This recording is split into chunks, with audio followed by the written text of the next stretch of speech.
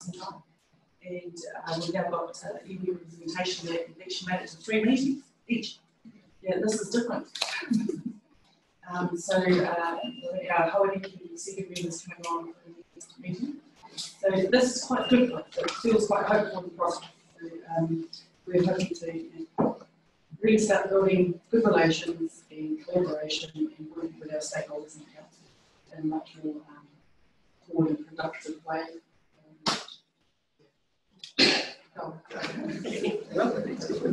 You've done it fantastically. In a short time you've been chair, acting chair without chair. So I also have great notes.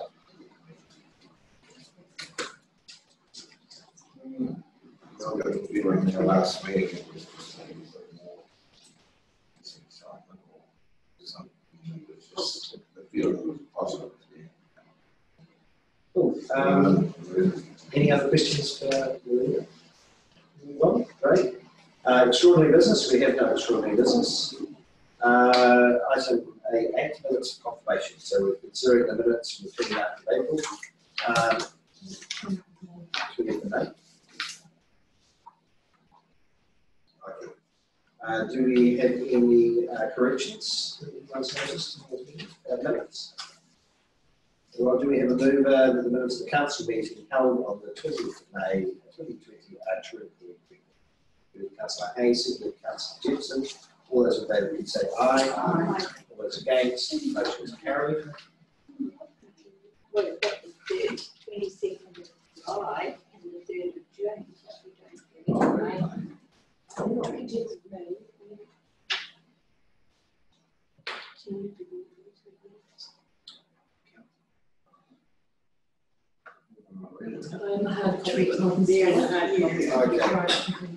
I read a little bit in the email you sent to them.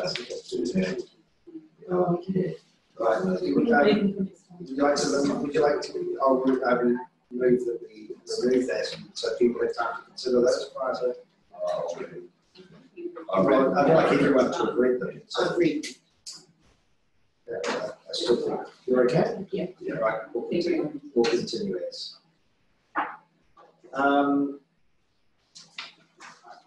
On.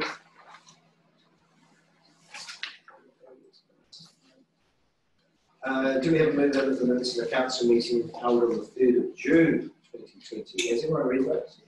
Everybody access to those? Are true and correct records? Do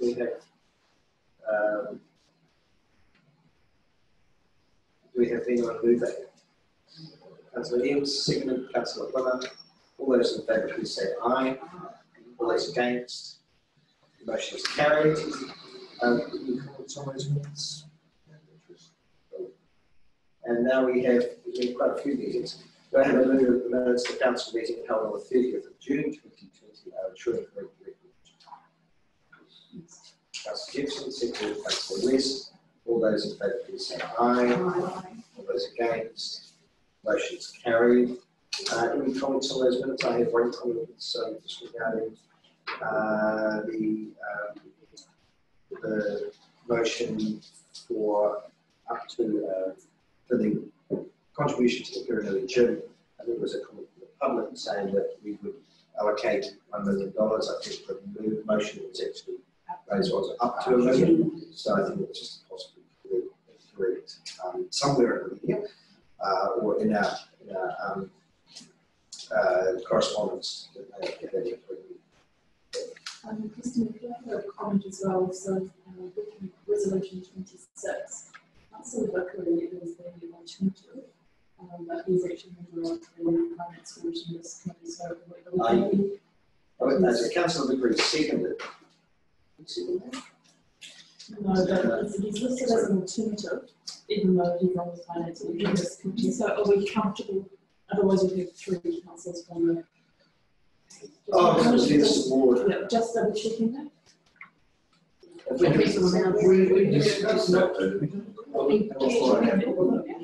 did move it. Brendan's on the I'm on it.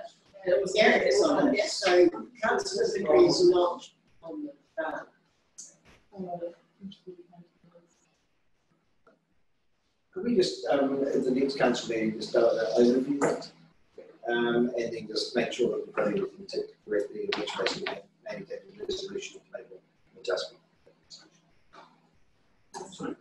Just $11 dollars to it. Can I just make a comment in relation to the, we had in the draft resolution from the earlier deliberations up to $1 million contribution. That was discussion that was based on previous discussion of a contribution regarding the green space. Our previous discussions and negotiations have always been a contribution of $1 million because the college and the Ministry of Education would need certainty that that was effectively our contribution. Having said that, if through the discussions and the due diligence, it turns out that our contribution, the costs of the project are lower than our contribution to the lower, and we would be wanting to strive for that. Something that I should have pointed out in the amendment to the resolution in the final report that was put to the 30th of June meetings. That was the addition. I apologise for not raising. Just really easy. And was it that we got confused with the fact that we said up to 1.9 million? That's right. I don't think that followed through, and unfortunately we didn't have an opportunity to correct it at the earlier deliberations, and then I omitted to. I clarified it for the final resolution, when I was going through the report, I failed to highlight that, so I do apologise for that. The discussions had always been around whether it was $1 million. Yes, we would certainly explore if we were able to. It gives you the flexibility. That's right. So I'm very happy that the resolution. That's You could say up to somewhere, just not here. Right. Reports of the committees and community boards. We're now considering report B1 of the minutes of the council community boards and committees. The community board minutes have been tabled. So do we have a movement to receive the minutes of council community boards and committees report? Councillor West, seconder. I think Councillor A. All those in favour would say aye. Aye. All those against, motion is carried. Councillors, are there any comments from those minutes?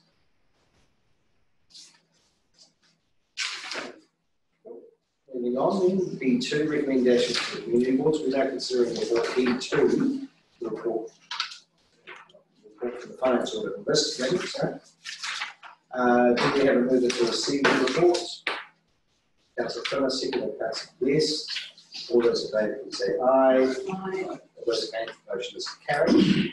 Councillor Hay, would you like to speak to the recommendations? Yes. So we spent a lot of time looking at financial delegations and going through it and balancing out the ability for council to do business as usual and equally to manage our risk in terms of spend levels and delegations. And we've got to a place that we've landed on that we feel is a good spot.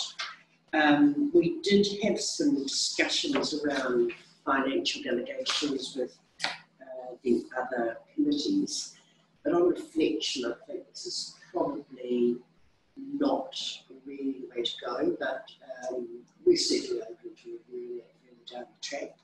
So I would certainly recommend that we adopt the change to financial delegations.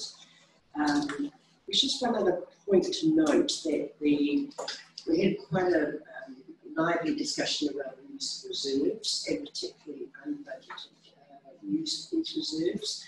At the moment, as you'll be aware, there's a lot of possible grant money coming through with the Jacinda Lolly Fund. So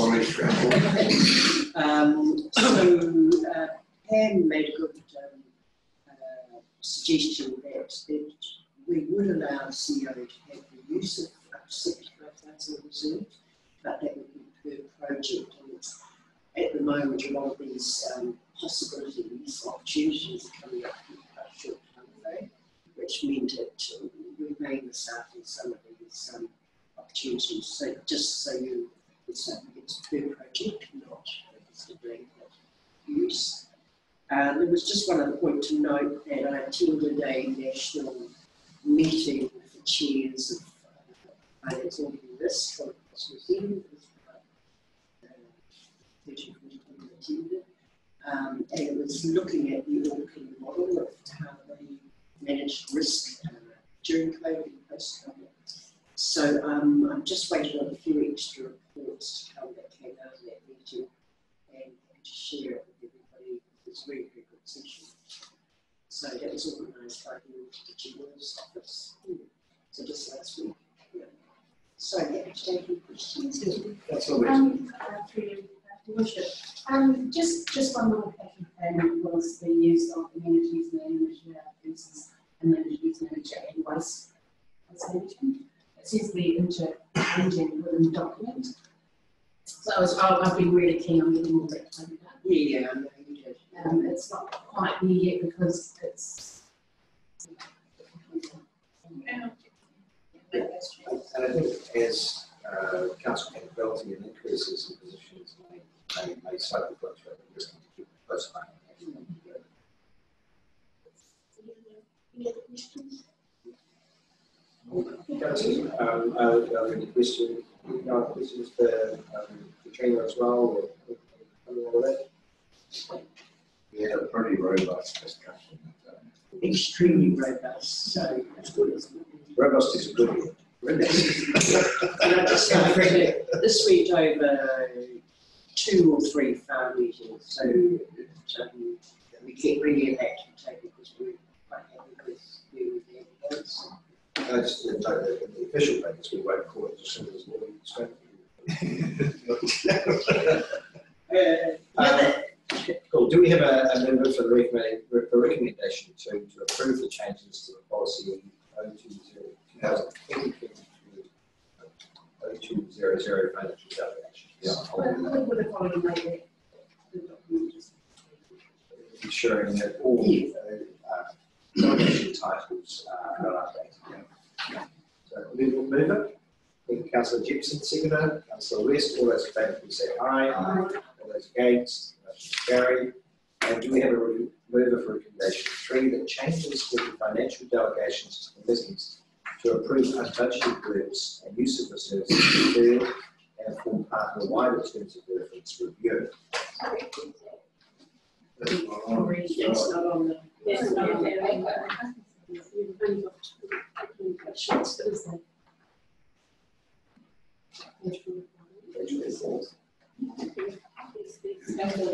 Stella was no section. It's in Stella.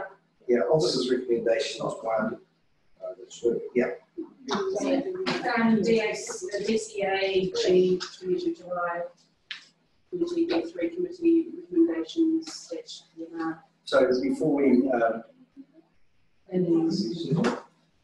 it's not. It's report B2. Yeah. Recommendations. So you've got the following recommendations, and you've got 1, the recommendations for council to approve the changes to policy. Yeah. And then there's then under this officers recommendation. Is that what you're going Yes. to at the moment? Yeah, right. Right. Offer, yes. sorry, just running through our. It's both at the same number. Yeah. No, well, let's discuss that before we move to pass. So what we're looking at is that there's certain delegations to committees that need use of reserves, which I think Ben, you mentioned, you talked about, that we do need to still address long term in the terms of reference review. Is that? We arrived on the place that we discussed whether we should look at delegating some financial delegations to committees, but on reflection, we don't believe that's the right way because other committees don't have the wider view of financials, and in particular reserves and how that impacts on cash flow. But certainly we'd be open, what we really say here is open to look at it then. As we refer back to the officer, we put that recommendation through. So when we discussed it at the farm meeting, it was brought up by the CEO that he thought that it would be useful for ease of decision making for the expect some of the committees to have financial delegations up to 75,000 to approve unpaid expenditure and use of reserves, which in the meeting the committee agreed to and passed a resolution to that effect. When I reflected on it further and discussed it with the Policy and Governance Manager and also with the CEO, there were some problems that we thought needed much further discussion. So I asked the CEO if he was happy that discussion be included in the terms of reference review for the committees. And so that is why I've taken it out of those changes out of the financial delegation policy at this stage, but it will be discussed with the terms of reference review for the committees. If I can just add to that, one of the main reasons is that currently, as you know, do not have decision-making ability, and certainly not financial decision-making ability, and so it had broader implications for all of the committees, and so that's why we thought it was more appropriate to be dealt with that in the broader review. So we've got a resolution that doesn't impact on the ability of the council to continue its work. It's just a bit more oversight in the future. Regarding a review, so I'm quite happy with that. I'll make sure that we've got it right.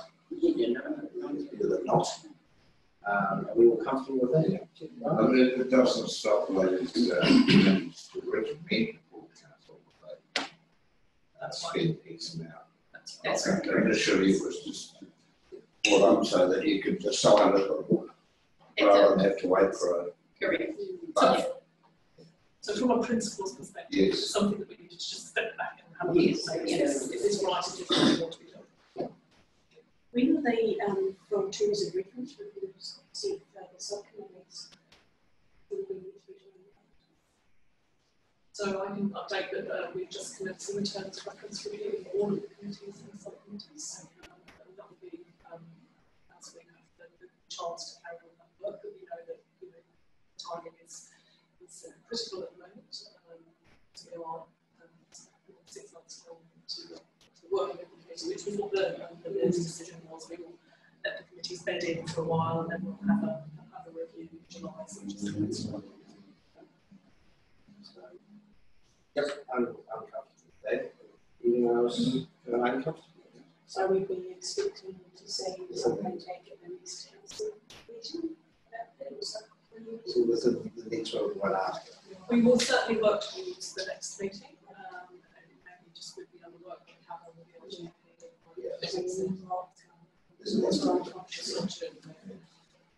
It's just through you, Worship, one of the more recent things from a far perspective is looking about the school stuff. And that's a far greater importance than to so that would be speaking from the far team, that would be just given the busyness that from council. So it might have been helpful to see.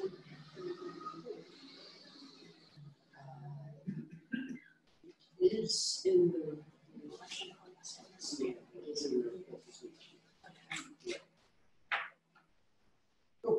So do we have someone move that we to that recommendation as we get Councillor Hay, seconder, Councillor Colenso. All those in favour, please say aye. Aye. All those against, motion is carried. Discussion. Okay, recommendation go down to B3, recommendations for planning and regulatory committee. This is report B3. Let's go.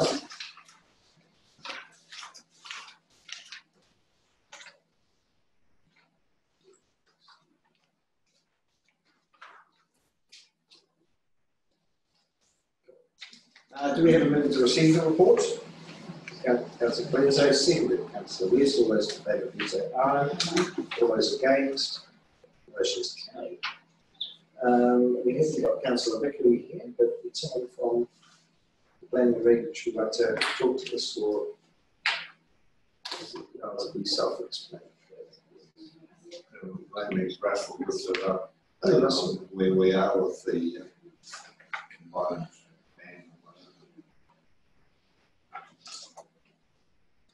So, meetings to commence the combined district plan with from the school.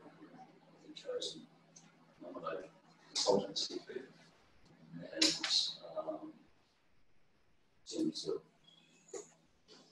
our identified representations for the hearings committee. That was confirmed through the last presentation, and with the ongoing work, rollout of ongoing work in attendance and meetings for the respective councillors.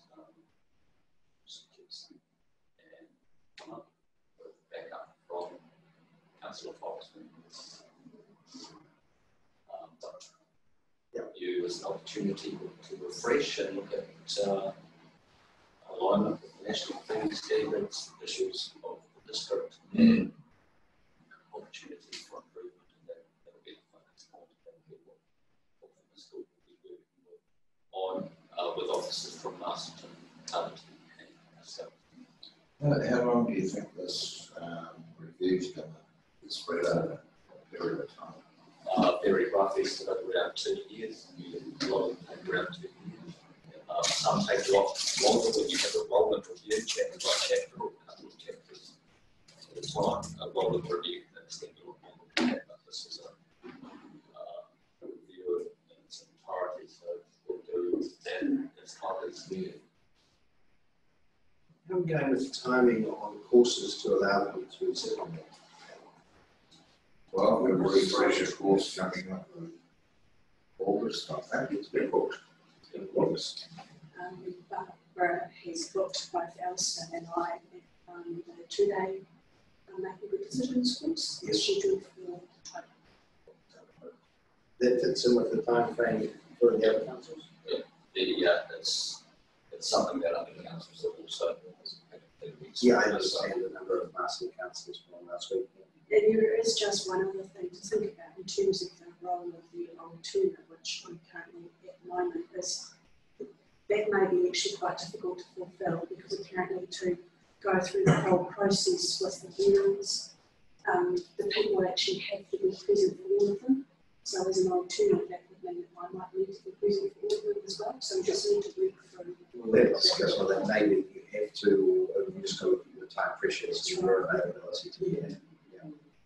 So perhaps we could have that discussion within, possibly within the committee or separately prior to making the decisions course.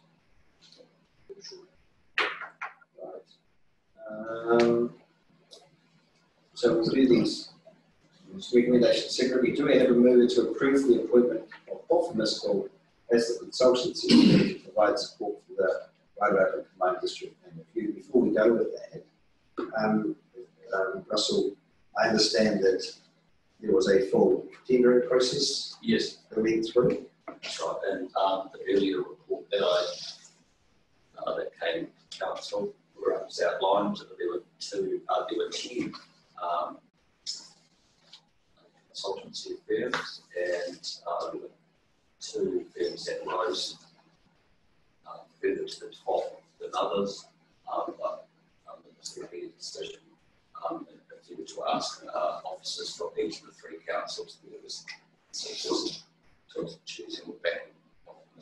So the decision to approve the appointment of Dr. Miskell to number ended up in the place. That's what they could be put into the minutes of the meeting, because we will, as councils, get asked, and to choose those. Yes. Yeah. I think that's why we just clarified that, so that you're comfortable making that decision that there are 10 people in the proper tendering process. I think the previous one, there was only 1 tender, and it went back to tendering to ensure we had multiple tenderers. So do we have anyone to move that? That's okay. Second, Kate Glenzo. All those in favour, please say aye. Aye. All those against, the motion is carried. And then do we have a mover that in accordance with section 43(1) of the Resource Management Act 1991 and clause 30 of Schedule 7 of the Local Government Act 2002, the South Wairarapa District Council is involved with the Carson District Council and Masterton District Council in appointing a joint committee to be known as the Wairarapa Combined District Planning Joint Committee to exercise the functions, duties and powers of the council under the first schedule of the Resource Management Act 1991, which are delegated to the joint committee. And I'll do these in one very long one.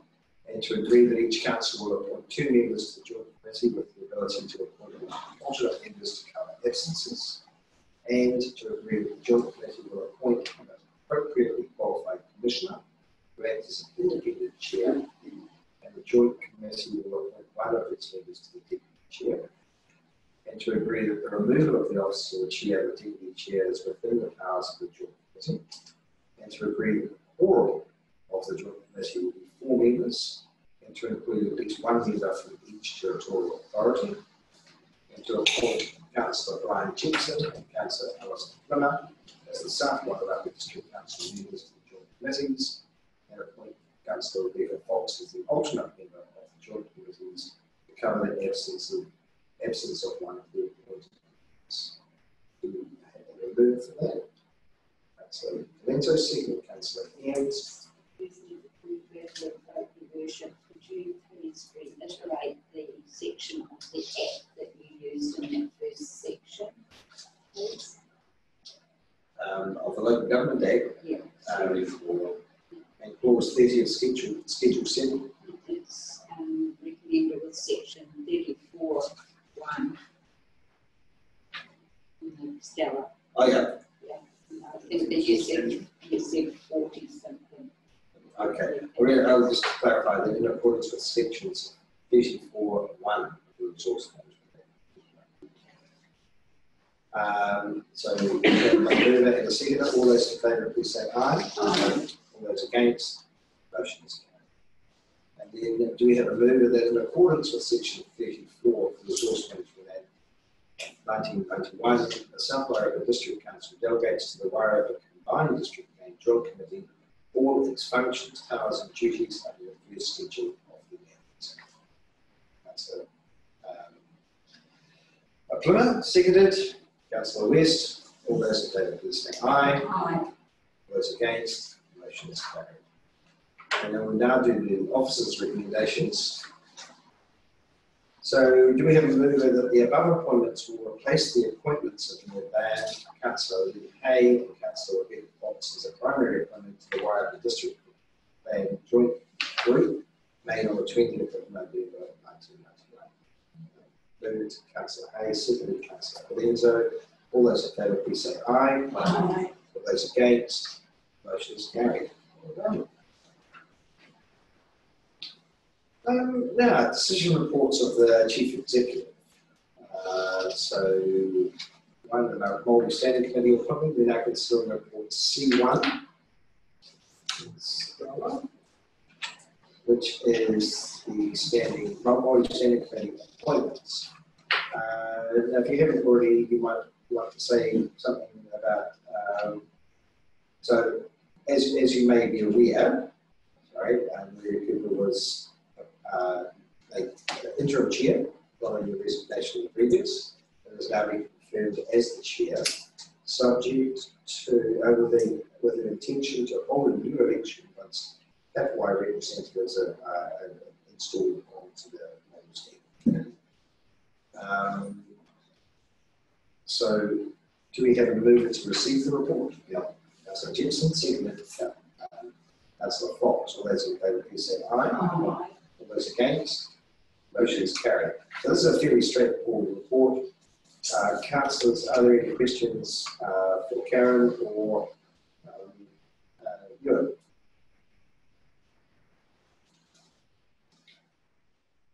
So can I just ask, that's how appointments made for that box?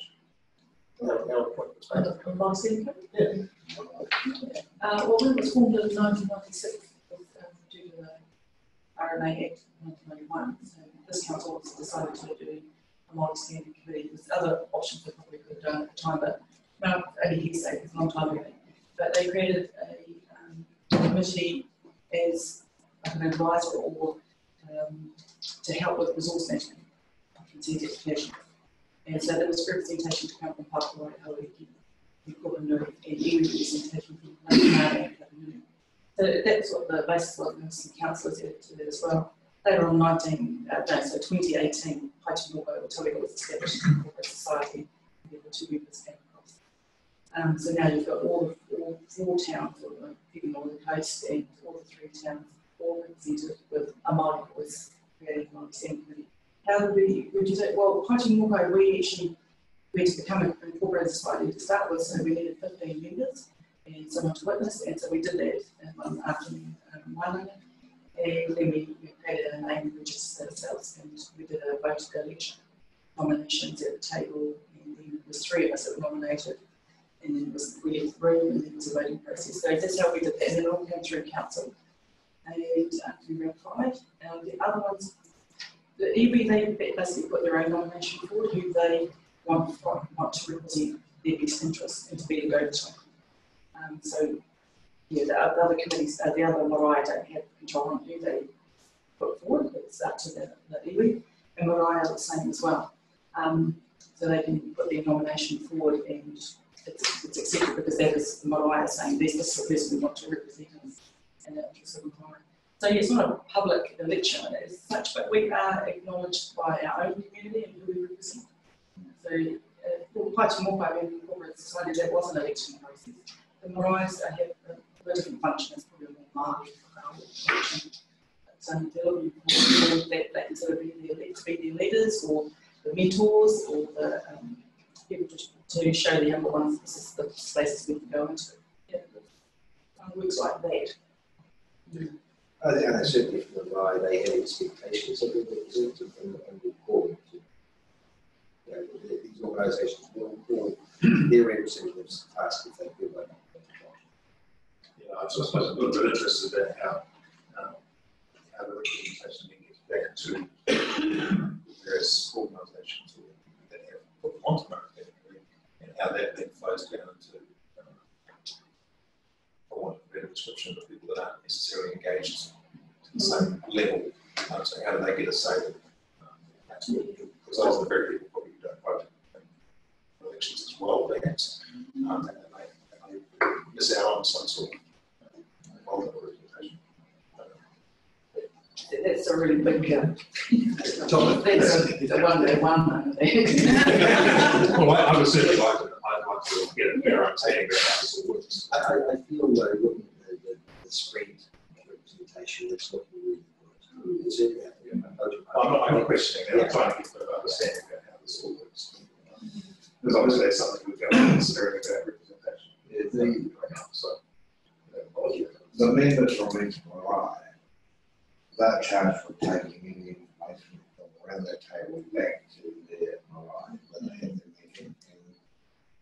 To their own committee To their own committee and then likewise it comes back. as it comes the other one.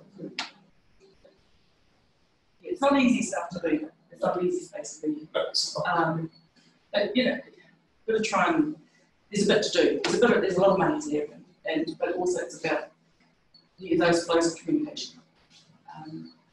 I think you'll remember too, Alice, that in the early days of the RMA, which Steve dealt with Marae saying what the RMA systems bring this purpose through, and that happened in the early stage. We had Sonny Murray, he was just at every council meeting all day, but he flowed that information back. But we found that there's actually not a lot of RMA issues happening now like there was in, past 20 years. So I think we're actually on the cusp of having something very good with it. Well, it helps that when governments are recognising the environment, and they're recognising the need of the environment and the people that are part of that. For Māori being Kaitiaki of the whenua, a lot of this is coming towards us because it's something that's been embedded in Māori, it's intrinsic. So, yeah, it's actually great to know that there's that support out there because Māori haven't been able to move in those spaces exponentially or to greater heights because we've been so governed. It's actually been quite depressing. So to have a government out there that's actually trying to push this money out to the agencies, push it out to the communities, for Māori to rise to is actually really amazing. So I'm quite enjoying the space we're in at the moment. I'm quite enjoying the prosperity that's in for Māori, and because mostly because it actually all comes back to the people. Yes, but because we've got a paper coming out that we need to discuss about the longer term implications about whether we've got Murray wards or we've got Murray families and so on. For me, I don't understand how the representation is working, and therefore how can I make a decision on which is the best option to go. Yeah, I don't think we're going to understand all of the councils need to delve into that space and ask the questions personally. And we get our invitation to Open Line disrupted, and I think that's back on the table again. And I encourage everyone to meet and talk. So if you do get that, because a lot of it doesn't come from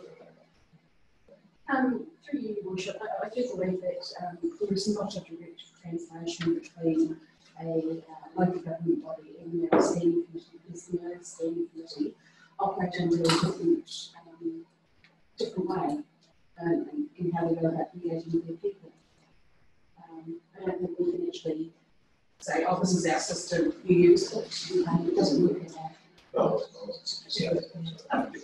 Yeah, there's a few things in the pipeline for that we've been working with Harry, and one of them is around a group coming to do our policy and change reference. So there's a bit of a body of work happening there. Sitting on my standing committee, I've been trying to create our whare or Māori standing committee, so that we're in a house that we're adopting the whare type of farm model, which is there are 4 walls, a roof, and a foundation of everything. So I've been trying to bring our members into this space of this is our purpose, that we've got our 4 walls and this one signifies this and this and this, and this is how we're going to operate and what we're going to work in to give us our purpose, because I think we've been flailing along, really ping-ponged off walls with different legislation that we've not been able to understand what's been delivered to us in such a way that Māori find it hard to understand. So, yeah, I think to pause for a moment, give us a chance to get this policy in terms of reference done, give us a chance to try. So it's a bit of a mindset as well, working with the committee. Most are on board, but some it's very, very hard. So it's a time thing, but eventually we try and create a structure that we know why we're here. We know what we're serving, who we're serving, our people, and how we can do it. And the ways we, by collaborating with our council and other stakeholders, how we can achieve those. Because I think that's been a missing link. There's so much untrust that they aren't prepared to put some faith in another stakeholder to help us to get to something. So that's missing time. Yeah. Excellent. So on that, do we have a mover? C2 to appoint the following external members to the Māori Standing Committee. Andrea from Ngāti Kiwaiwa. Yeah. Thank you. And seconded Councillor Fox. All those in favour, please say aye. Aye. Just want to say congratulations on being here. I know. Wow. Yeah. Right. Yeah, it's all board. C2, road stopping at 110 East Street. So we now reporting concern report C2. Do we have a move to receive this report? Councillor Fox, seconded. Councillor Galenso, all those in favour, please say aye. All those against, motion is carried. So, would you like to comment on the report? Yeah, this is actually a piece of work that's been going on for this property actually for a number of years. That is, I guess, hopefully going to formalise those discussions that have been ongoing. If there are any questions around the report, obviously happy to take those. I guess I would highlight that the building you can see there on the property there on page 70, the image there. The original building consent for the building was issued more than 100 years ago, and hopefully this can sort of formalise the process of the stopping as outlined in the report. We are aware of I guess, a couple of projects across the district in a similar situation. Piece of work was started last year on that, and we'll be picking that up and we'll try to bring something back to council, taking a broader view of the approach around issues such as this.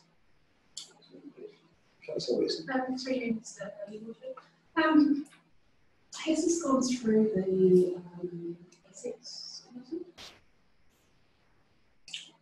I don't think it has. It did, Yeah. lost touch for some time. Okay. Yeah, that's it. It's been going on for question. Yeah, I was aware of this. Councillor. Just a general question. Yeah. Your comment here, you say East Street has several properties with frontage boundaries. I said, what sort of number? Is this sort of thing? Couldn't tell off the top of my head, but it's Are we talking 2 or are we talking 50? not 50. We're probably talking about 710, I would thought. Yeah, I've got 4 or 5. But I Yeah, just it's not massive. Councillor Hay. Sorry.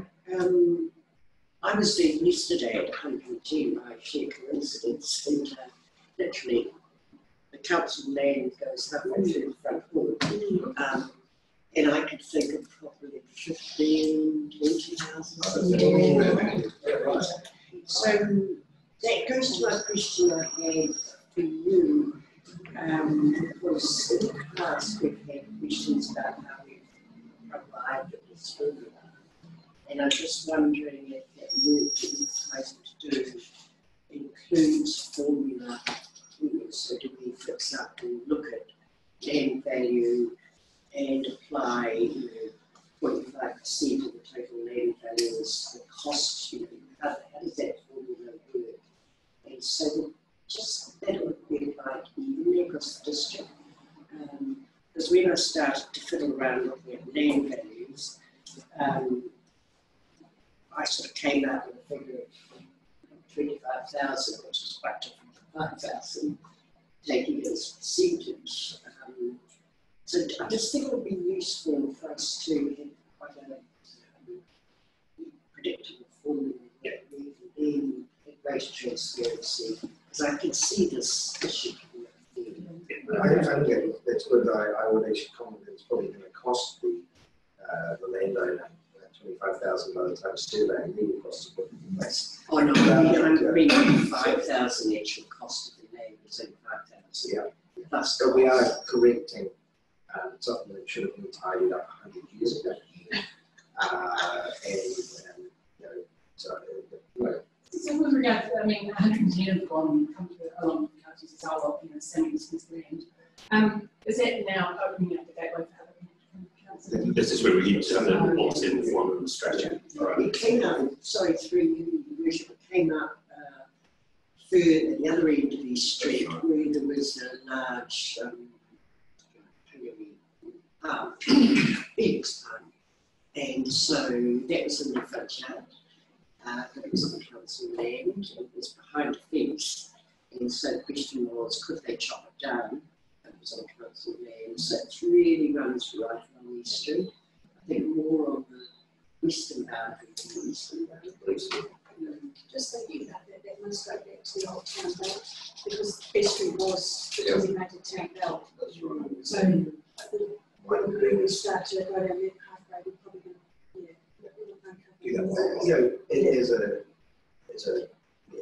we don't want the liability of this land. It's not under our control anyway. You should. It's not about the money. It's timing. And it gives landowners certainty in the future. It's just, we perhaps deal with this street that once and deal with all the problems along that street. I think that's what we're intending to do as part of this. Otherwise, that's going to come up. I think it's been raised a number of times already. It's the capability for us to research where these problems are and address them and isolate it. Yeah, it's very desirable for us. But with this one, it's been rolling on for years. It's been an issue for council for years. So we're not only selling the land to them, or therefore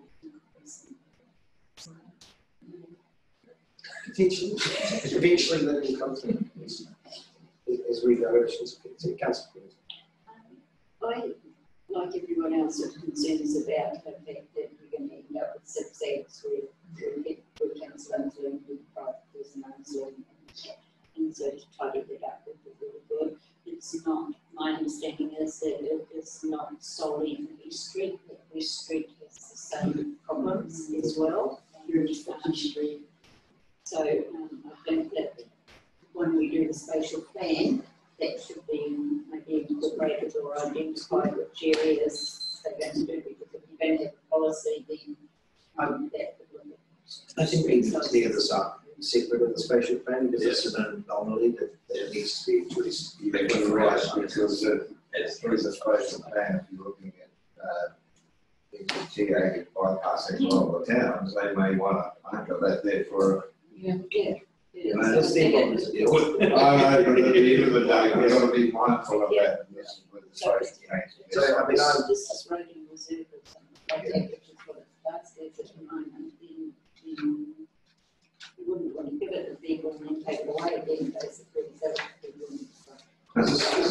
Exact vehicle, just the clips. well, I mean, but these matters need to TA or government responsibility with regards to acquisition of land for the road. So, it's not our issue, but this is obviously something we do need to tighten up. So, from this is itemising it down. We know that we want to address this with all other things on a project basis and tidy this up. But with respect to, Is there any impression that this is occurring in this or Monroe as well? I mean, certainly that may come out of the project, but we'll find out. And yeah, I'm sure there are. We're looking to separate out. We've got a big problem on Mill Street. We found this freight agent. Hundreds of square meters, this Mill Street. It's 4 shipping fences. Over time. Yeah, it's Yeah. So,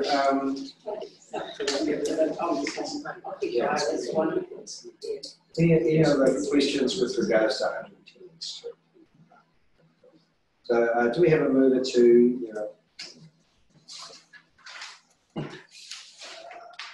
two resolutions to approve the sale of the land as shown on Survey Office Plan SO 523726 to the adjacent landowners for a total of $5,000 plus survey and legal costs, and delegate to the Chief Executive the authority to take the necessary steps to proceed with the process to stop the former legal road comprising of approximately 102 square metres, as shown on the Survey Plan SO 523726, in accordance with Section 342 and Schedule 10 of the Local Government Act 1974, subject to the Council approval to sell the land. With that? No, just a minor. It's SO 5237256. There's lots in still. 5-6. 523726. Yes. About further down, but in underneath. Do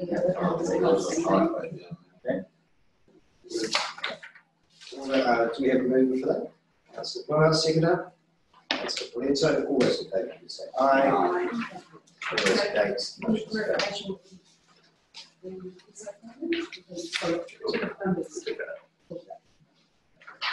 Cool. Now we are getting into C3, the electoral and representation of arrangements. C3. Yeah, that's D1. So we're now considering the report, the electoral representation arrangements report. We have a mover to receive the report. Councillor Fox, second. Councillor Palenzo. All those in favour, please say aye. Aye. All those against, motion is carried. Ms. Yates, is there anything you want to highlight for councillors before we open up the questions? That's something. And So to you talk do to that everybody. We might do.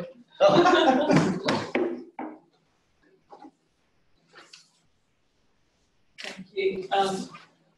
So this is the purpose of the report is to inform council about the time frame for decision making if council does want to make any changes to the electoral system and representation arrangements for the next election. The purpose of reporting to this meeting is to allow time if council wanted us to go and get some more information and to consult with as necessary stakeholders and body if that's the decision around Marley wards, so that we can have those discussions, get that information before the decision making has to occur. So in terms of the electoral system, moving to a STV system, the decision has to be made on 12th of September, so it's going to come up quite quickly. With regards to Marley wards, we do have until the 23rd of November before we need to make that decision. Again, there will be a lot of work that we want to carry out, a long consultation. With the representation reviewed, if there was a decision around moving to Marley Wards, we would have to have a representation review because that would be arrangements by default. I say in the report that the decision was made 3 years ago, so we only have to actually make a decision and do a representation review every 6 years. We did one 3 years ago, and there were some issues at that last review that I'd like to discuss today. And a resolution was made to carry out another review, so that would have to be carried out by August next year, but we need to make a start on that. We did have a decision from our Wards, we have to go through that process and allow timetabling for any responsive polls before we would then be able to carry out representation review. Hopefully it's not too confusing, it's quite a complicated area. And I am by no means an expert. If you wanted further information on my recommendations, we have Election NZ, who are contacts electoral services, come down and we'll have a workshop and have a discussion around that. So this is really setting out the timeframes, giving you an opportunity to have a discussion and what your initial feelings might be when you wanted to go and talk about your information and have that discussion. Thank you. That was my understanding. This was just a heads up, and you were going to explain the process. I think if we do it, we need to go out with both the durable vote system and Maori representation and consult at the same time. It's a progression. So basically, we need to make that decision for moving to STV by the 12th of September. So we need some more information before then. We have the 2nd of September council. So you should do consultation. Yes, because they naturally follow. We don't have to have a representation review if there was just a decision for an electoral system. But there may be some implications that you might want to think about. I guess the key point from my understanding would be from people who were here during the last representation review, whether the issues that were brought up concerns that led to the decision to have another representation review in 3 years' time are actually still apparent, and whether there is still a motivation to have a representation review. Look, to be honest, I've been racking my brains, but I can't remember why we suggested that. Because I was at that representation review, and the main issue that I recall was a few people, for example, who lived on the number 1 line, or maybe the other end, and felt more aligned to Greytown versus Featherston or the other way around. There was some issues around the same area around Brunoa who felt more aligned to. It was Kahatra. Yeah, that's right. I don't really think it. So it was, in Brenda was that Zoo, Zoom, teleconference too. Oh, that's right, yeah. Remember? So amongst the community boards, there was 100% consensus, more or less, just to continue. STV versus First Past the Post. I think there was considerable concerns if we switched to STV that may end up in a situation that Wellington found themselves in with the election of Celia Wade Brown, that people who had actually voted for somebody else didn't understand STV. And so you've got a different person actually being elected as mayor, just because it's quite confusing, STV, and it regularly comes up with Greater Wellington now operate under STV. So there was broad consensus that First Past the Post was good. Chippy, you were there. There was broad consensus on community boards, apart from the niggling little issues of a few people feeling more aligned to different towns. And I think, again, from memory, that there was just, you had to have an equal population split. We couldn't find a way forward. You know, it was so hard because if you were going to meet some areas, say the Featherston would, you were decreasing the number of ratepayers. And when we came to the decision that we could actually do it today. Oh, and what was the other?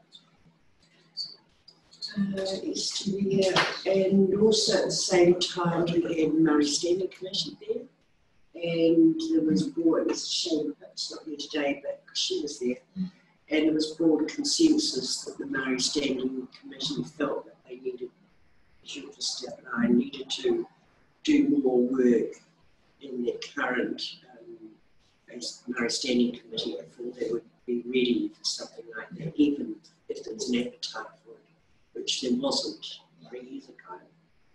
And I just can't recall ever, I can't even recall saying we needed to review. No. Absolutely. No, listen, because everything, you know, Redmond was quite vocal that we needed to get the Murray Standing Committee operational problem before we took that next step. If it was we did say that we wanted to review it this time, and the reason we said we wanted to review it this time was that we were going to invite people from statistics and people from the local government to look at the measuring of the areas, so that we could see whether we still retain. Lighting up the walls, yes. Yeah, so that we could look at the boundaries and see whether there was a possibility of including those people that felt aligned to a different ward, inclusive but still retaining that plus and minus 10%, so that we didn't produce any representation. I think that there's more work to be done on if we have a Maori representative or a Maori ward,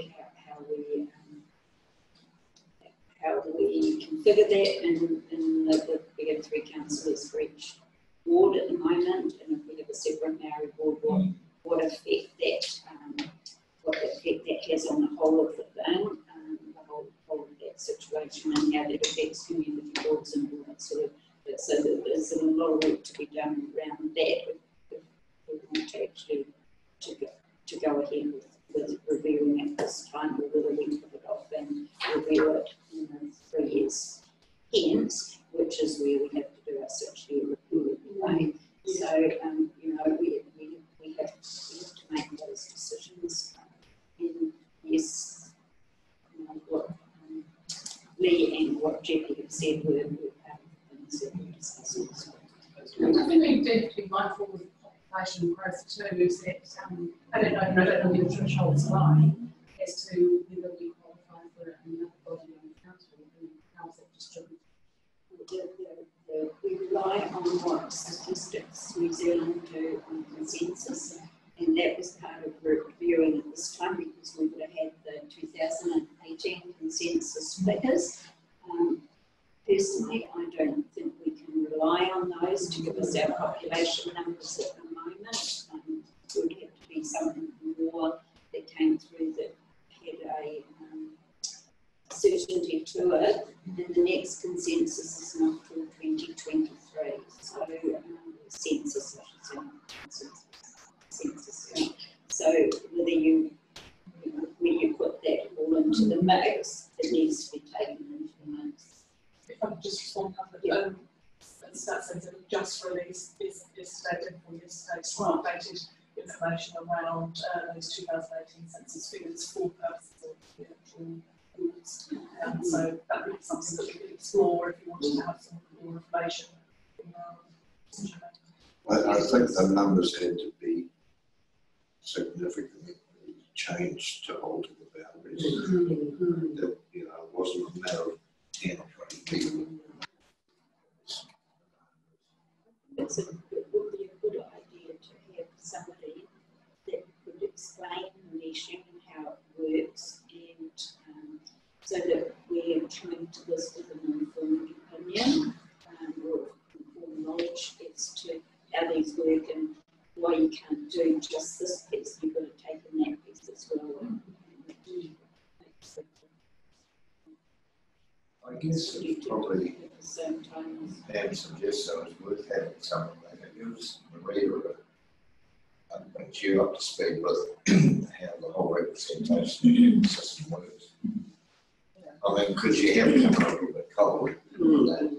And I guess we've got a lot of new councillors working on that. I mean, It wouldn't have to be a whole day session.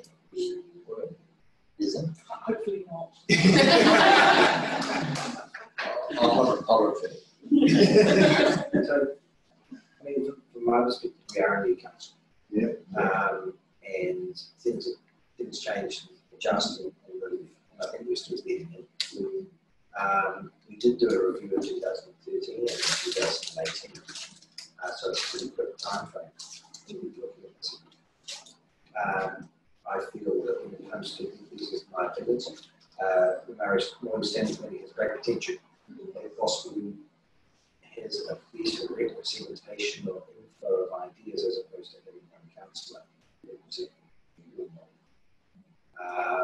And I would see that as being potentially a backward step if one replaced the other. Only 11 of 67 councils use STV, and it's a dramatic change for us, and we want to do that. We'll make that decision in the course of 10 years. With regards to representation reviews, if you look at the councils, we have a 300% increase in population review, about 9 councils. So, and then I come back to the council capability. This is an LTP year where we come off a very rigorous annual plan, and to try and make these decisions and have the correct information within 4 weeks, I think would be, well, I think, I don't take it. So, to my mind, this is something we should be looking at more clearly next year when we're seeing community boards and Maori Standing Committee strengthen especially leads and actually really get running, and decide at that point that we need to be looking at the way our representation is formed within the South. It's just up to me. Notwithstanding the budgetary impact, which post-COVID we were trying to save every penny we can, and suddenly checked out for about 60,000, which is unbudgeted. I think it's of course if it needs to be. I'd still be very interested to hear from the Maori Standing Committee. Going back to and see would they see an advantage of moving to a ward system rather than the Maori Standing Committee? I mean, that's a discussion from our end. It's not a discussion I've ever been involved in. Well, actually, you know, I only saw this yesterday, and because of course it wasn't in the original papers when I got them in the mailbox, and so I didn't actually know what it was, and certainly didn't know what it was under that type of representation, or whatever the title was, you know, review representation. So nothing flagged to me that this was about war. And so I just actually that's just a total side note here, but that is actually something that I thought, why is that? Why was that not flagged? Because this possibly should be put in front of the Maori Standing Committee a little while ago, because we don't actually have these conversations. So you know, stuff that actually affects us as a people, that happens automatically with the council and just normal processes. If you don't flag it to us, we're not going to see it. We're not going to have to then start asking questions, then get schooled on it, then make an understanding. Then, so can we have a workshop?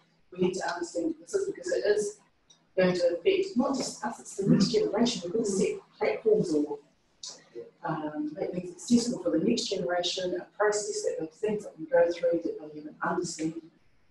This is, you know, here's what I've come with my standing on, because some of these things haven't been done previously. We're starting from almost a deficit.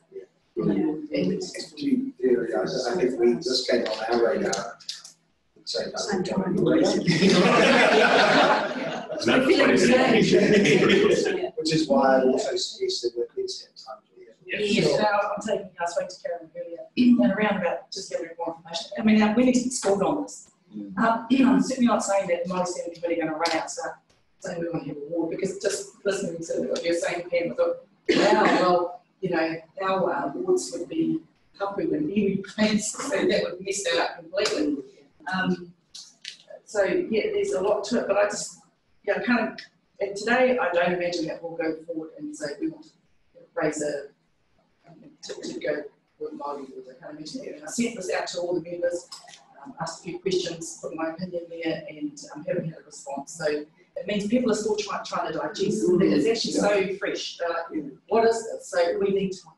Okay, so and that's a good point for us as a council, I think you're aligned with what we are saying. I'm looking at time.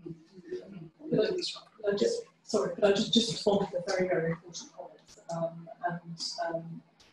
I'm not clear that having a Māori ward necessarily means that we wouldn't have a Māori sale representation, and the council would want to consider whether that was sufficient representation, sufficient input to assist council in what it wants to achieve. So I think that they might not be the same conversation, and that would be something that council would want to explore how that would look after if it made the decision. That's a good point, because we actually didn't just have one individual speaker, two huge teams. No, multiple other things. And a lot going on. There's no way one person can even rely on shots. It's my comment. If they felt that they were mutually But exclusive, if they were, one's been at the other. you know, informed by their committee who was sourcing that information. So, something you would raise and bring to the table in setting, just open that conversation and allow us. But yeah, I think what's come to the head is that if we strongly thought that STV was the way to go, we have a timeline to work to. And that's, I think, the pressing issue that's waiting for us. And I do want to apologise for the lateness of it, but I really wanted to have the opportunity to get it onto everybody's radar as soon as possible. If anyone has a definite thought of wanting to do STV within that time frame, it's now. Otherwise, I think it's pretty obvious what we could do. Can I just make a comment as well? So I agree with it. And one of the things I really like about South Morocco and our ward structure, with Mary's out of this particular, there's our wards based on geographical boundaries, and it makes it so easy. And when we look at our postal numbers, they're not. You look at our school zones, they're not. So you just don't know what zone you're in if you're a postal or you're a school. But politically, we know exactly where we sit, and that's actually quite neat. The one thing I would say about any changes to Māori representation is it has the potential to be very issues of conflict within the wider community, and we've seen what happened in another time. So to try and do something in a matter of a couple of months is just fraught with disaster. It's impossible. Yeah, it's impossible. So we have to actually say this is going to take 2 or 3 years to have this discussion.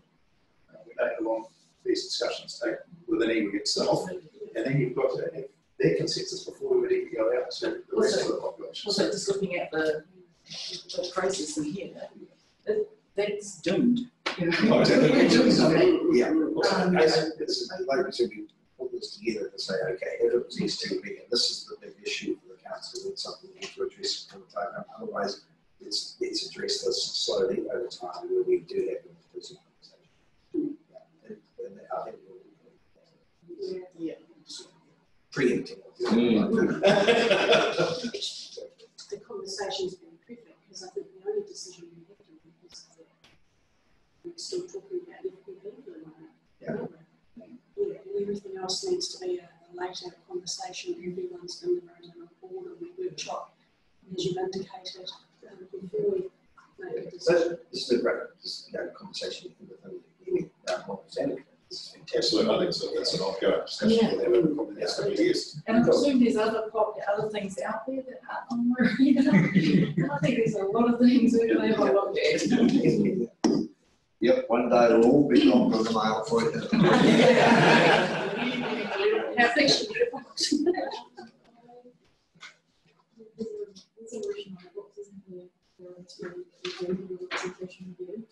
There is a resolution, so if we could look into that, like I said, we would need to make some on that work.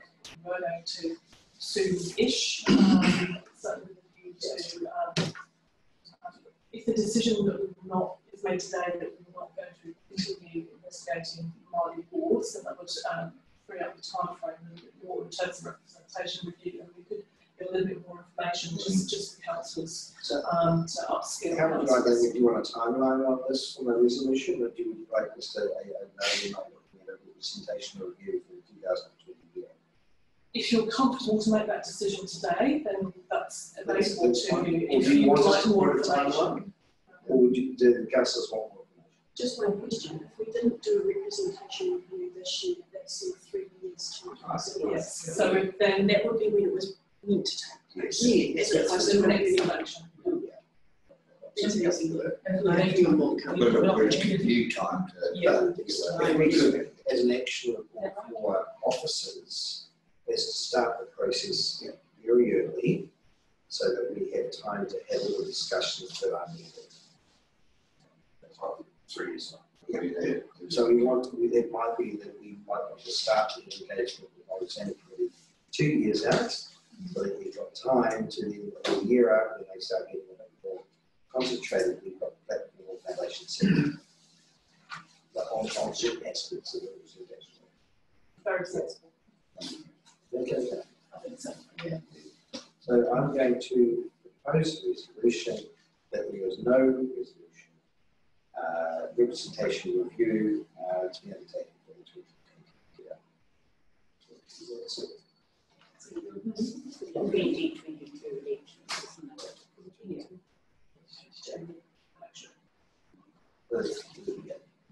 Prior to the 2022 election, we have another resolution of that, but we'll just do that as an action item for officers regarding being early and those conversations.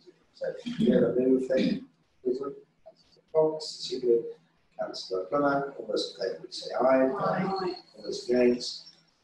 Motion's carried. Now we get on to. Yep. Would it be useful to have another resolution to say that we're council officers and councillors and our standing committee have taken workshop sessions and reviews? We do that as an action item for officers, I think, as opposed to a resolution. Just give it because they're going to do that. So what we do is highlighting them that for the next one we start. It would also be helpful to have a resolution around it. To be, I was about to ask that because we've been asked to. Okay. Because we have to publicly notify. Okay, so therefore, a resolution that for the 2022 election, we will be continuing using the XMP system. Okay, Lever? Yeah. Councillor Hay, all those in favour, please say aye. Aye. All those against? So is it Councillor Fox? Fox, yes. And motion is carried. It's just say your Right, guys, looking back on Wellington One Lane, the Union Road, and 78 Current Easy Street in Greytown. This is the first example we've had a developer choosing a pre-approved road name, and the community boards now have delegation for approving road names. So this will be fast-tracked, have fast-tracked the approval process as the board has been proceeded to us for information. So do we have a mover to receive the report? Councillor Fox, seconded Councillor Hay. All those in favour, please say aye. Aye. All those against? The motion is carried. Councillors, are there any questions you want to ask Russell about the process of the report? Just understanding. I just thought that the community and just got to know them. They have, and we're just receiving a report that says it was done. Nice. Yeah, so good as well. Just really a question for Russell here. Here's the nightmare now this. I know ways to. I think they are working on it, much like Greytown, and I think there's no yeah, there should be power standing committee input. Yeah. Is it the process of community boards deciding on street names for towns? There's two parts to it. Yeah, but provided they speak to like Molly Standing Committee, Yeah. especially if there's one in Brisbane at the moment where they want to use Molly. So that would come past them. So what we want to do is have pre-approved names where it speeds up the process by saying we've all agreed that you can use any of these names that we're all happy with. But if there's something outside of that, then we need to go through a process which was also probably more extensive. Pretty sure Greytown was weeks of Maristan. This one, I was sure. Yeah, the whole list of names. So you can pick one of these names. So just by way of background, there is we've got people in Greytown who have well-known historians who provided a list of the but then Para worked on a list of names, but unfortunately in the process the last trade, I think then the Maori Standing Committee said they would prefer that if Maori names were used, that they would consult on. So I think that was sort of where it landed. But equally, if there's some particularly good name, or some special names of historical events, it may be good for you to work with to add. Yeah, I think I would do that. Yeah, no, definitely. Yeah. Evan. Can I ask, the information that goes out to the developer or the developer look at the names, we made a comment that last time that there was an anomaly. It asked for the developer to give 2 names. And I noticed in this one they've done the same, that they've given Oaks Place and Oaks Lane, or whatever it was, that they need to be 2 separate things. They can't be the one name with 2 different names, streets, roads, things. And I think the wording of that needs to be changed probably so that that there's two different names, like it could be Oaks or John's Way or something like that. As opposed to the same but with different. Yeah. That's what you were commenting on? I think that's something we need to look at. So that there's that written choice. Yeah. Because it's not really a choice if they're all the same. It didn't reflect what the idea was. Yeah, so we changed the wording on the application to say that they have to be different. If they pick it, if you agree with this. Either way. Or either way. So, when there's a Māori Cooper, the process is that the developer has to make a submission to council for that name, and then it comes from Māori Standing Committee. Is that the process? It goes, so, It's on the list. It's not on the list as to. Okay, so because this particular one, the developers can straight to email off the website, which is fine, but I think it's to skip the process where it's come through here, so that it lands on our table as a committee. It would normally come, the application would be made through council, so you correct me if I'm wrong, so the developer would go to council and say this is what they want you to call, or is there a It sounds like, and then once that then goes to the community boards, rather than as it normally goes. if it's on the pre-approved list, Yeah. otherwise it would come to the board. okay, but I think she's trying to go around it a little faster, perhaps to get some sort of tick from us, and then carry on with the application. So, yeah, just, does that need to be a bit more reviewed, so that Well, part of this will be reviewing the approved lists within the community board, and possibly then having a dialogue with the community boards as well to make sure that if you feel that it might be that you bring it up and what we said at the same is we're not comfortable with this, but we want a slight change, and let's look at it. I think what we're coming from is having a clear workflow diagram. Has the name been pre-approved? Yes, this is the workflow you take. Has it not been pre-approved? And then the steps involved. yeah, so I think the developers just try to scoot around the corner a little bit. Yeah, cut the corner. And But in saying that, I think that when the community boards are developing their lists, they should also be talking to the Maori Standing Committee to look at including Maori names and whatever. should. Yeah, but Featherston and Mark are still developing listing, so at the moment they're not any pre-approved lists, so you're included in the system. But it might be when you want to review the Greytown ones as well. So, the biggest one to be able to use. So, The creative notion reports that policy needs to be updated to reflect the community board delegations. Lee? Sorry, I'll just repeat that. So we made a note in the report that the policy needs to be updated to reflect the new community delegations for road naming, so we can have a look at the clarity around process as we go through that process. Right. We're now moving on to D2 action items. We're going to move to receive D2 action items. Secondary council. Then so all those in favour, please say aye. All those against. The motion is carried.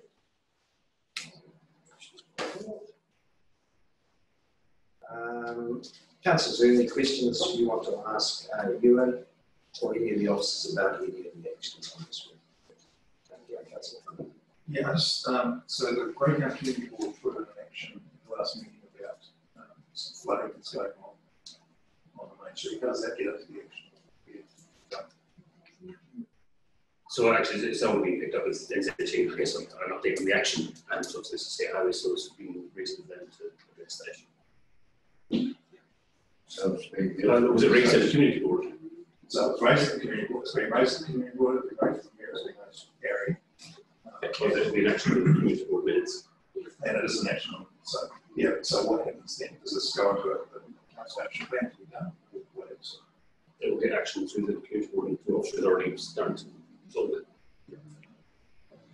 Through you, Mr. Your Worship.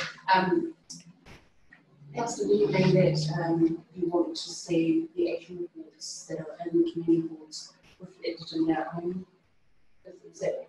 Well, the community board is there to advise the council and raise issues, so they are council matters, they're not community board matters. But actions raised at the community board level are still the subject of officers' actions. There's a secret action.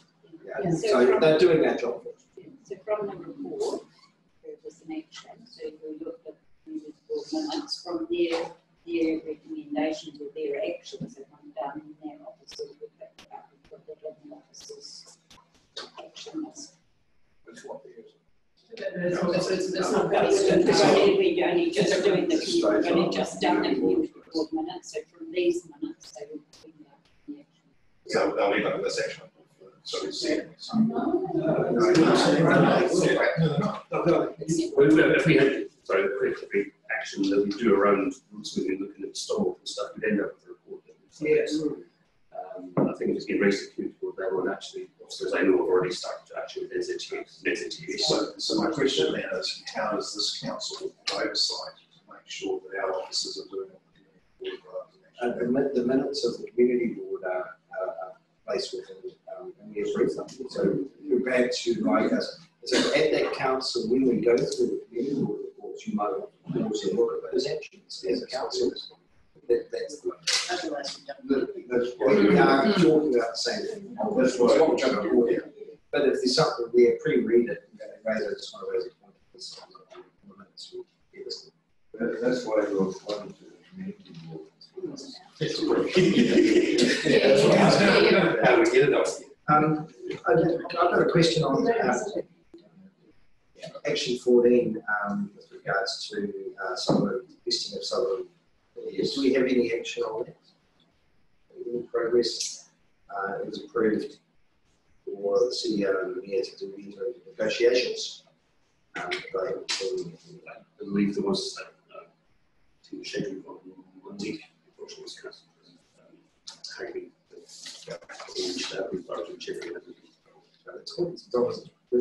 The other one is 194. Is it closed now? Or are we waiting until all the work is completed? Because that also sits under the master much to Alistair's comment before. Yeah, I believe that work is almost complete. So we can remove that from the council action. It's just being picked up in the community board. We're going to be asking this one, but I'll get an update on 283 number 8, provide what we're discussing. So here we are, away to every time, so like we'll raise it as an issue. Updates. Standing on. Special plan meeting tomorrow. So I know something's happening, so I'd like to know what it is. So we have had discussions at an officer level with a number of the parties involved in that. So with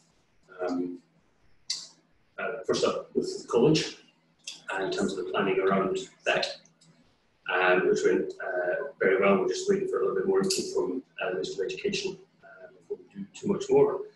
We have also had discussions with regard to the sports clubs as the funding obviously comes up to the end of August. So we are continuing discussions both with the Sports and Leisure, with the Trust, so Greater Lands Trust, and Greater Sports and Leisure as well, around how we can roll that moving forward. We are carrying on those discussions now. It's how we support the clubs in particular from the end of August through to June next year around the space that they have, so we can build in any discussion that we get sports as part of the process. Okay, so my issue, my question on this is we are now at the 22nd of July. Yeah. The money that we voted as a council brings up to August. So what is the council view on, or what are the discussions taking place for August onwards? Yeah, so because if there's any money involved, we have to come back to council. Yeah. Up to a point, I don't think it's fair to be asking the officers to comment on actively involved in a situation that may be sensitive. I think we felt that might be a separate conversation we have with you and our officers. But at the moment, we just need to know that the conversations are we're not sitting back. Okay, that's fine. And in terms of the providing more green space, I know that areas that the work has started about the criteria for green space. Is that correct? What would be involved and what are the requirements for green space? That underway. I'm sure we'd like to see it coming from Harry on this one, but certainly that's a crucial part of the long-term plan and especially. I just wanted to clarify what level of communication should or could we be given with community members around the issues that Alice has just raised. I just am slightly concerned that we are elected members, but council is trying to also and clearly actively engage in the process. As elected members, should we be directly engaging in conversation with the trust or with the rugby club themselves? To my mind, if there's conversations occurring between council officers, you need to be discussing that with the officers so that you're not interrupting or disrupting the process. But certainly you are able to discuss that with the officers as a councillor. The officers as opposed to the people that are, for example, affected as a trust or... Just a couple of things in terms of these discussions and how we progress any updates in terms of that work we have in plan. Resolution, if I recall, was for council officers to go away and scope up what the work that people can report back to the Assets and Services Committee. So that's the appropriate process that we will go through. We have to be mindful that we will be in commercial negotiations and there will be sensitivities around that, and we should be having those discussions in an appropriate way. That will not be a public forum, it might be a public speaking forum. So I guess these sorts of updates can be a bit problematic in venture into that realm. And I do think that we do need to be mindful of separation between governance and operational matters, and that we would come back to councils for direction on how we want to proceed. Of course, you talk to your community and you hear what the community has to say, and obviously that information is very appropriate, and we thoroughly endorse your community networks and your discussions. But in terms of moving these projects on, it's very much something that the officers will need to do in the first instance. Thank you. Could I ask these students just I'm not sure if this is appropriate or not, but we need to tell me if it's not. Guidance as citizens of Plymouth is involved in the Greytown Rugby Club or in the Greytown Bowling Club. No, I'm not. My children play rugby. I'm not a member, never have been a member. So, this goes on to Also, I'm sorry, point 11 here. We voted on to enter into discussions with the Greytown Trust to see if there are any other ways of securing the Greytown Rugby Club and Bowling Club lands with a view to consulting on this and other options in the long-term plan. And this goes back to what Karen just said. We need the officers to be able to go out there and have those discussions and report back at the appropriate time. That's how I understand it. It's a process, and we've shifted this into operational. It doesn't mean to say you can't ask Harry or through Harry the officers on progress. But we've got to be mindful of what they're doing in the infrastructure. It's tough for builders that maybe as well. I'm very conscious that there will be discussions that the Commission says. That's not what I'm asking. I'm asking about hours of progressing because our community is interested in hours of progressing, not what is progressing, but hours of progressing. Because, of course, there's a lot of people that this involves in the community that I'm from. And every time I walk down the street, I'm asked these questions. And as an representative, I've got a perfect right to ask the question. And to be fair, that was the EU and his answer. Yes. Yeah, I'm not saying that answer the question. Verify. Off that topic, at 285 resolution with regards to 285, sorry, 286. I know it's only been 3 weeks, but have we had any answer from our contractors with regards to capability of actually getting with the path maintenance? Are they in the next 12 months? Yeah. Okay. Also, this. So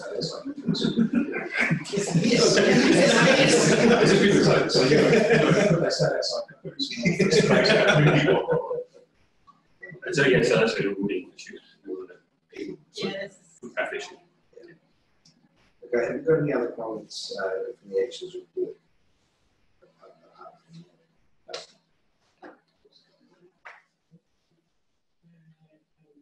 Point number 288. Just to let you know, I'm trying to get a trails action group, interest group somewhere around. So just to let you know, and I'll contact you separately to see if you can help, so we have a good even spread across the district. So just to let you know. With regards to it's sort of like a user group we've got in the Castleton, so it's interested members who are active in the cycle trail area that typically there's 15 to 20 in the group, and hopefully we can even spread around the district. is it covered under the white tag? Yeah. But you feel it's an extra needed in the South Row Upper? I think it would be good for some of our active. That would very well go with trails and etc. down on the lake as well. So, yeah. And I think it just Would you see benefit from that? Yeah, I'm going to go to that meeting next Tuesday. Yeah. Much more ways actually. You know, of course, immediately it was Wolfhanger. One new, but to look at Wolfhanger as a paper road, so opening up with the cycle trails there. So they can drive some very local issues. So there will be an announcement today on that, on the wire trails. With the group that we're working with Shane. To be real. That's what the announcement was today. Yeah. So it's really just to make sure we have good involvement and ideas that maybe people have got that we can think about. Right. So, moving on then to my mayor's report. Do we have a mover to receive the mayor's report? Councillor Fox, seconder. Councillor West, thank All those in favour, please say aye. Aye. All those against, the motion is carried. I'll just talk to this as well. I just want to add on another, which was a bit of a late one that we attended on Thursday and Friday, which I might give Garrett to speak to or Councillor Fox regarding Three Waters reform. But there's been a number of meetings since the last council meeting. If you've got any questions, please do ask me. One of the bigger ones, I think, was the infrastructure commission, which has been formed and came and visited Harry and myself. And here we are working with the government with regards to attempting to get a view on the state of our infrastructure and what requirements might be made of central and local government over the next 30 years, and part of that will be an audit of our infrastructure down to the level of what is the quality of the pipes, as opposed to just saying we need to spend this on this. And we're going to work with them to see what they can help us with the plan going forward from a council asset perspective. So it was just an initial meeting to sound each other out and meet each other, but that's quite a useful initiative going on. Wellington Water Committee, there's a bit of a shake-up in the board. There are some big questions, and Gareth and I will be attending a meeting on Friday, just regarding what is the direction of Wellington Water given the reforms that are occurring and the local government minister's aggregation of capability. And having 5, I think they said, big water delivery companies around the country, and how we fit in with that. And whether that's funding for people who go down that process. And perhaps I can just pass over to you, Gareth, or you, Rebecca, regarding what you saw at the LGNZ Rural Provincial Conference last week. Okay, I've distributed some folks and background on this. We've got a copy of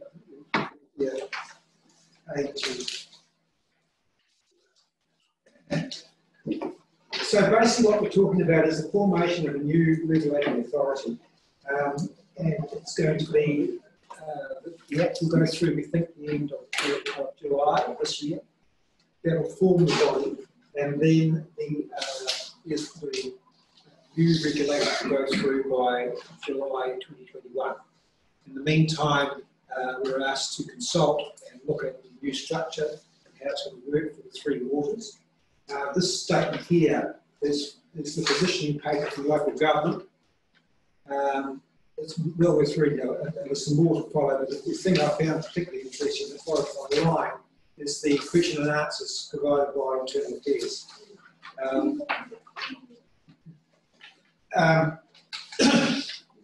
So going forward from there's a meeting, a series of meetings to be held, and I've just sent a note out to, sorry, I didn't send you one, but I will.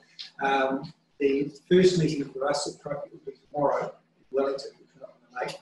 So the next one will be August, I think. Has everybody got a copy of that document?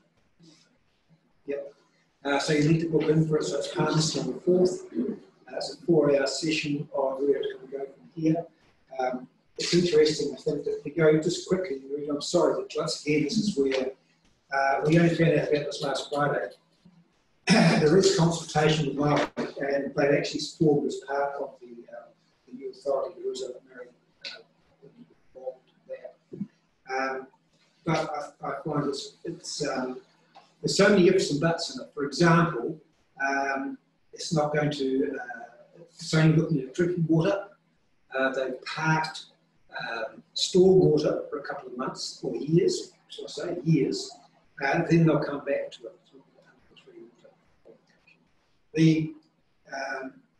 There are exceptions, and I think to affect us as a rural and small town. So private water providers will not be included. So that's bore owners and rainwater users. And then there's an extra group under 500 being being supplied, which is also going to be considered a standalone. So there's a lot of ifs and buts going through it. I'm very happy to ask questions on it, but and I say we've got it on Friday. It's going to be a 4-hour session next week. So there's a lot going on. But initially, the thing we need to be aware of is that in the short term, the RMA will continue to be controlled and consents given by regional councils. In the short term, the Ministry of Health will continue to monitor health of the waterways and drinking water until such time as the new authority takes place. It has the authority, which will be in July next year. Now, there's also another requirement in there, which is at the moment is mandatory. There should be, aggregation, which is coming back to what Alex said. So the idea was to have 4 or 5 major water authorities set up. Now, we've sort of preempted that. We've already joined water. The way it's talked about in these documents, they talk about regional associations. So if you spread your mind and say, well, the obvious one is Masters and Cut, and us as a region, Upper Hutt, Lower Hutt, Lakeland as a region. So there's lots of questions in there. Say, for example, if Marsden doesn't come in, where do we go? We've already gone in, and there's funding available now for that, and the funding is going to be up for grabs as at August next year, and it's 761 million. Haven't to ask questions. We don't know. It's going to be. They have indicated that they don't want to be geographically based because that creates monopolies. So there will be tussles, I suppose you could say, with regards to Waterfield, which is expansionist and is creeping further down the North Island of Auckland. This is Wellington Water, which is not expansionist at the moment. I think they need to change the way they do it. Yeah. So, I mean, I feel we're in a very uncomfortable space depending on what the board does and their direction. Yes, and it will force council and the master to make decisions. Well, as I said before, one of the reasons why we opted into Wellington Water was the comments we had by the minister some years ago about this going to happen. And that was in fact my thinking. And are we going to be penalised for the mere fact that we're ahead of the game? The straight answer for that is yes. The funding is to encourage aggregation because we've already aggregated. I have had a conversation with the ministry already, and we're working to resolve the inequity. So we're attempting to see but that might kickstart Wellington Water to expand now. Well, hopefully, that's the whole point. Joining is to have greater experience within an umbrella. But at Wellington Water, this is where all of a sudden place on the committee is so important. Are we expansionist or are we going to be also when it comes to the actual providers? You had no directions on them at all. That's what they're thinking. Wellington Water. But the question has to be asked and will be asked. Don't forget, the way Wellington Water works is the committee which we're on, and then there's the company. Yeah, the company. Yes, so it's 2 different entities. Yeah, I see the company. The committee directs the board. Yes, it does. So anyway, that's all sorts of stuff going on. You're not really discussing in public, but what's the application on this for rules against? The question is, and the question and answer, I see what you might say. Will councils be responsible for making sure that the output of small rural water supplies in their districts meet strict standards? No, is the answer. Council will have to work with communities to ensure that they have a safe and quality drinking water. That's the directive. Now, whether that's workable, also, we waiting to see substitute note and not yet. I think what I'm nervous about is places like Piranha. Well, it's under 500. I know, therefore it's a small rural system there. Yeah. But I mean, you've got a feel for Tararua, which is multiple. Yeah. Well, I'm also thinking that farm with his rainwater tank. Not included. If it's not really at this stage. Well, it's in the brief it says except that drinking water supplies except domestic self-supplies. And there's a definition provided for what domestic self-supplies are. So the answer is The risk for us is if they feel that it needs regulation up from council to inspect. Which, to be fair, historically, councils have always had a role under the Health Act to have some kind of governance element in that space, and they've stepped away from it because it's difficult. I don't see the piece of legislation that we've put forward now actually addressing it any better than it has been addressed historically. This is slightly better defined and leave more room at a later date for more regulation and everything. So the clear takeouts in this space are there's a new law regulator that's been established in Taumata Wai, and the chair of that is a chap called Phil Mayfield, who was originally from ECAM. He's just been given a budget to do the work, and there's obviously a large space where this is going to need to take place to establish that new regulator. Once they're established, the functions currently maintained by the Ministry of Health in regard to drinking water supply and management will fall under Te Taumata Wai. That's fine for drinking water, that's reasonably well understood at the moment, but they will also, as Derek's alluded, move into the space of wastewater and stormwater. Drinking water is the first cab off the rank because this whole thing's been driven by the Havelock North E. coli event that happened a number of years ago. So regulation, though, fully at the moment will still sit within the regional council for wastewater, but where in the local authority we need to have our radar well up is the stormwater element. It's coming, it's not there yet, but don't forget we've also got water races, and our water races act as a quasi-stormwater network. So we do very much need to be thinking about what the regulation might look like in that space for the future as well. And not standing that everybody get a consent, that's easy, but actually how we manage the future and the discharges around that. So. Yeah, I mean, it's a positive discussion, but it's full of all sorts of costs. And the risk we have as a council is to go down a path that path changes. And we incur additional costs to change what we've already money to spend on. There was a certain amount of discussion we can have a very short timeline for this. The feeling really, I think, that we can basically don't. It's been sitting around for 3 years. And we don't feel something that's going to carry on. Yeah. So there was quite a strong move to say we actually show for a while, but then people know the election is going to sort of. And that conversation came from councils made nothing to regulate, whereas we have already.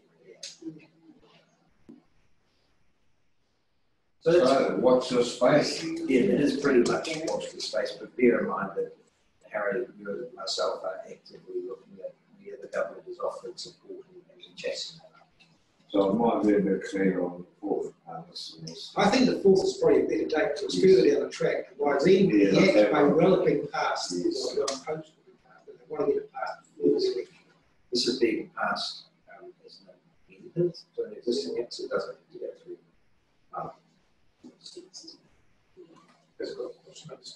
Doesn't matter. Not an amendment. Yeah. Steve. It's passed, so it's a bit like the RMA stuff, you know, people apply for amendments, so it doesn't have to go through that process. But there's huge public interest in it. Oh, and there's this huge interest from district health boards because it significantly changes the look of district health board. So, you know, their functions are pulled out of one place or public health services and then plonked into another, which is arguably a good thing because the people that regulate the water and the people that are often being pulled to deal with a whole pile of other outbreaks, for example, being pulled off to deal with biosecurity incursions or other matters of COVID, for example. That's what I was going to ask you, Rebecca. Now with the water regulator, does the take a pressure of public health? It will move the responsibility, and one of the major issues that's going to come towards the sector is actually being capability. So the regulatory model which is being discussed at the moment will be using Health Protections and Drinking Water Assessment, is what I was, to do that regulatory function, but they'll be needing to grow a significant amount of other capability. And they plan to actually do that from industry, which then means that we're going to not have enough people to run our treatment plants as well. So we are potentially shifting the problem, and we need to be really conscious of that when we're having our conversations with our current partner, Wellington Water, is what's the intention in terms of capability, so that we don't have our people being pinched, and that we continue to actually deliver the safe water that we're going to get regulated on. And it'll stop, we'll actually put a handbrake on them wanting to expand. They won't have the staff. I have raised that, I've been raising it for 6 months now, on apprenticeship programs and how we're going to retain staff and to be able to continue to function. So the big one, is that just No, anyone. It's all of us. And it's an information. There is one in Wellington, but I think there's a conflict with council. Yes, tomorrow. Spatial planning. Spatial planning. So we organise that. Yeah. If you want to read it. We get everyone regardless. It's 4 hours. Oh, we'll just take 2 council classes. I think, as I said, the time's good, I think, for us. It's extra. We have a little more. So if we could have a formal tonight. Well, when Do you want us to reply? Friday. I'll have a coordinate, yeah, because I'm a different go. I think 3 of us all. So, so I'll take another note. So we'll be back on then. Any other questions? Report? Oh, yes, I do. Actually, it was a note in the minutes around with the mayor's update, and item number 1 on the collaborative mayor's meeting. Yes. Sorry, I'm not using the words very well. Regional mayor reform. Thank you. What a note in here about Wellington electricity resiliency issues facing the electricity supply, and I looked at that and I thought, that's interesting. Have we identified, or wasn't any further conversation about what the resilience issues are for the Wairarapa? And are there going to be any additional costs for us with some of the things that we've done? Moving back to that, the resilience item on that was more about very major substations coming out of Cook Strait and then delivering them and splitting them so that they had replication, so that in one event it didn't shut everything down. With regards to the continuity we supplied for the Wairarapa, it's still something that we're talking to after the power cuts that occurred 6 months ago and 3 months ago. So I actually haven't got an answer for that yet from the power supply company from Parker. That's why I raised it. Good. I think there is an action before we do want that. It might be that we ask Parker to come to a council. Yeah. How does that sound? Good. Armed with information. Good. All right. So now we actually have to ask members of the public to leave the meeting and wait regarding to confirm receipts and minutes taken during the previous school meeting. Do we have a mover to exclude the public from the proceedings in accordance with section 48(1)(a) laws as identified in the agenda? Do we have a mover? Brandon Gibson, Councillor Liz Secretary. All those in favour, please say aye. Aye. All those against? The motion is carried.